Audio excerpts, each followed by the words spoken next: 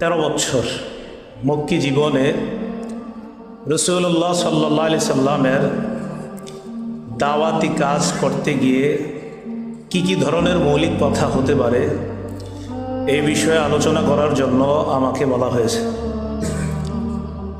আপনারা প্রথমে 4টা সংখ্যা মনে রাখেন, 3, 2, 5, 3, 3, 2, 5, 3।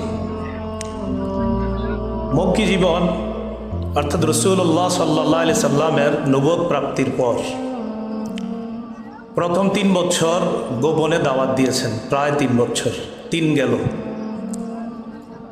এরপর প্রকাশ্যে দাওয়াত দেওয়া যখন শুরু করলেন, প্রকাশ্যে দাওয়াতের ক্ষেত্রে প্রথম 2 বছর মিথ্যা অপবাদ সহ্য করলেন। এই হলো 3 আর 2 5। পরের 5 বছর মিথ্যা অপবাদ দিয়ে যখন কাজ হয় নাই, জুলুম নির্যাতন